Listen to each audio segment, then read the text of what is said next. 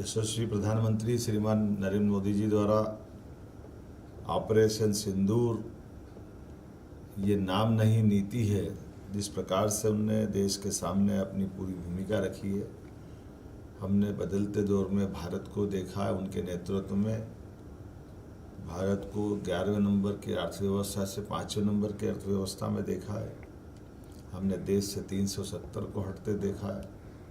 हमने एक एक करके भारत के वो सारे कठिन निर्णय जिनमें कभी कोई सोच नहीं सकता था, उसी प्रकार से आज यशस्वी प्रधानमंत्री ने आतंकवाद के खिलाफ जो अपनी नई नीति का एक तरह से उद्घोष किया, दुनिया देख रही है वो बदलते दौर के भारत का। और हमने सबने देखा बीते 5 दिन में माननीय प्रधानमंत्री श्रीमान नरेंद्र मोदी जी के नेतृत्व में सेना ने जो जबरदस्त प्रतिकार किया था और सेना ने पाकिस्तान की कमर तोड़ के रख दी थी, वो उसी तरह के घटनाक्रम को उनके शब्दों से बयां हुआ जो आज उनने खुद ने कहा है कि आतंकवाद को एक तरह से भारत कभी बर्दाश्त नहीं करेगा।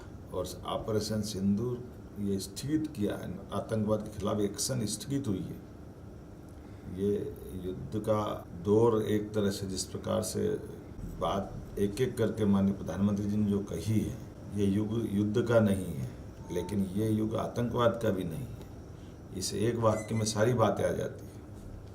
आतंकवाद के लिए पाकिस्तान को खरी खरी सुनाते हुए जिस प्रकार से प्रधानमंत्री जी ने कहा कि हमने आतंकवाद को खाद पानी देते देखा है, आतंकवादियों के जनाजे पे पाकिस्तान का झंडा चढ़ते देखा है, आतंकवादियों के जनाजे पे पाकिस्तानों के अफसर की मौजूदगी के बारे में जो प्रधानमंत्री ने कहा है, और ख़ास करके मेड इन इंडिया के आधार पर भारत की सर्वोच्च सुरक्षा की दृष्टि से जो उन्होंने आह्वान किया है, मैं माननीय प्रधानमंत्री जी का आभार मानता हूँ।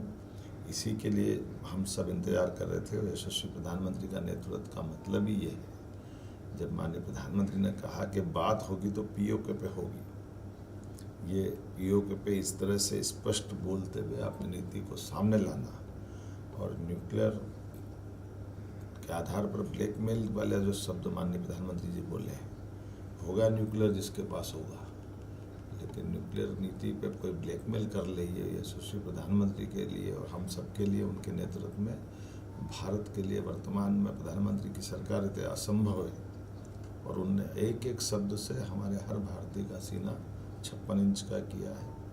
न केवल हमारी उन विधवाओं का जिनका सिंदूर उजड़ा था उनका हिसाब चुकता किया है, बल्कि देश को भरोसा दिलाने में माननीय प्रधानमंत्री जी ने अपने भाषण से संबोधन करते हुए आत्मविश्वास से भरपूर कर दिया है, ऊर्जा से लबरेज कर दिया है, उत्साह और उमंग से सेनाओं का हौसला बढ़ाया है। देश के दुश्मनों ने भी भाषण सुना होगा, उनकी ज़मीन खिसका दी होगी, चाहे पाकिस्तान का राष्ट्रपति हो, प्रधानमंत्री हो या पाकिस्तान का सेनाध्यक्ष हो। मैं मान के चलता हूँ जो मार मिसाइलों ने की है, आज उनके शब्दों ने, भारत के आत्मविश्वास ने उससे कई गुना ज़्यादा मार की होगी। मैं माननीय प्रधानमंत्री जी का आभार मानता हूँ।